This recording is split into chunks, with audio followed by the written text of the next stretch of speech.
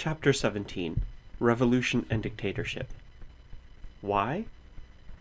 Because the revolution and the Bolshevik dictatorship were things of an entirely different and even opposite nature. And here is where most people make the greatest mistake in confusing the Russian Revolution with the Communist Party and speaking of them as if they were one and the same, which emphatically they are not. This will become clear to us if we compare the aims of the revolution with the ends sought by the Bolsheviki. The revolution was a mighty uprising against oppression and misery. It voiced the longing of the masses for justice and liberty. It attempted to do away with everything that kept man in subjugation, made him a slave and a beast of burden. The revolution tried to establish new forms of life, conditions of real equality and brotherhood. We have already seen that the revolution was not a superficial change, that it did not stop with the February events. The Tsar had been abolished, and the power of the autocracy broken, but the result was only another form of government. The economic and social conditions remained the same, yet it was just those that the people meant to change.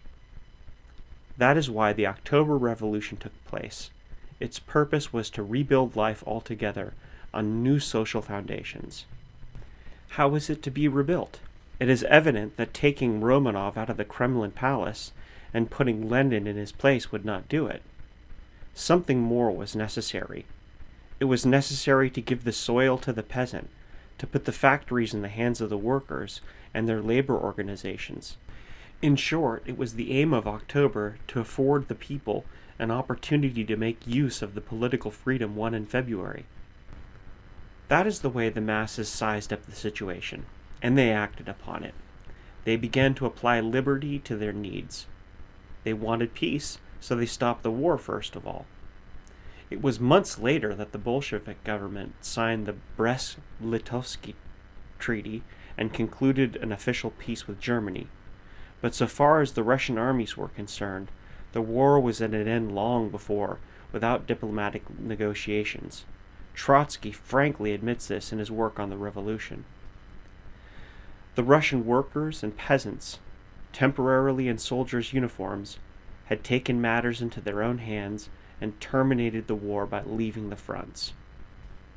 Similarly did the peasantry and the proletariat act in solving industrial and agrarian problems. While the provisional government was still discussing land reforms, the masses themselves acted through local councils and Soviets. The peasants took the land they needed and began cultivating it. With simple common sense and inherent popular justice, they settled the agrarian problem over which the politicians and lawgivers had been going in circles for many decades without result. The Bolsheviki, when they came to power, legalized what the peasants had already accomplished without asking anybody's permission.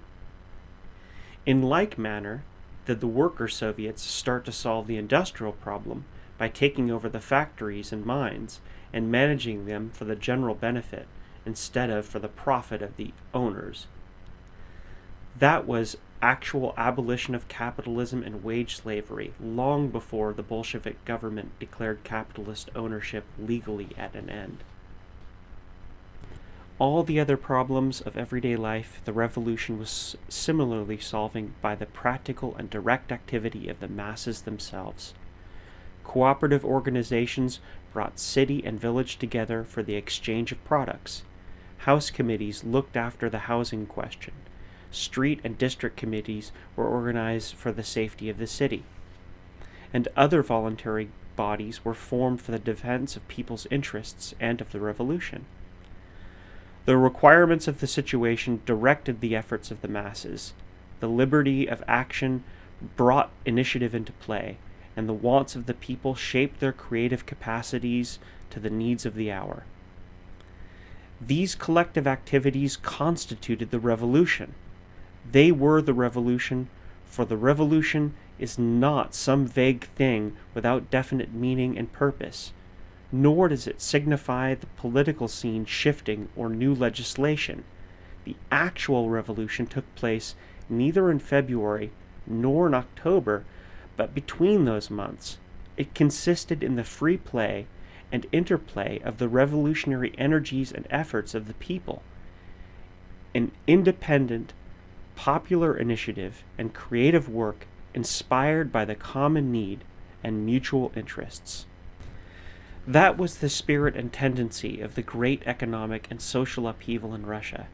It solved problems as they arose on the basis of liberty and free cooperation. This process of the revolution was stopped in its development by the Communist Party seizing political power and constituting itself a new government. We have just seen what the aim of the revolution was. We know what the masses of Russia wanted and what means they used to achieve it. The objectives of the Bolsheviki as a political party, on the other hand, were of an entirely different nature. As frankly admitted by themselves, their immediate goal was a dictatorship, that is, the formation of a popular Bolshevik state which should direct the life and activities of the country according to the views and theories of the Communist Party. To give due credit to the Bolsheviki, let me say right here that there was never any political party more devoted to its cause, more wholehearted in its efforts to advance it, more determined and energetic in the achievement of its purposes. But those purposes were entirely foreign to the revolution and opposed to its real needs. They were, in fact, so contrary to the spirit and aims of the revolution that their achievement meant the destruction of the revolution itself. No doubt the Bolsheviki really thought that only by means of their dictatorship could Russia be converted into a socialist paradise for worker and farmer. Indeed, as Marxists, they could not see things in any other way. Believers in an all-powerful state, they had no confidence in the people. They had no faith in the initiative and creative ability of the toilers. They distrusted them as a multicolored mob, which has to be forced into liberty. They agreed with the cynical maxim of Rousseau that the masses can only be made free by compulsion. Proletarian compulsion, in all its forms, wrote Bukharin, the foremost communist theoretician, beginning with a summary execution and ending with compulsory labor, however paradoxical it may sound, a method of reworking the human material of the capitalistic epoch into communist humanity. That was the Bolshevik gospel.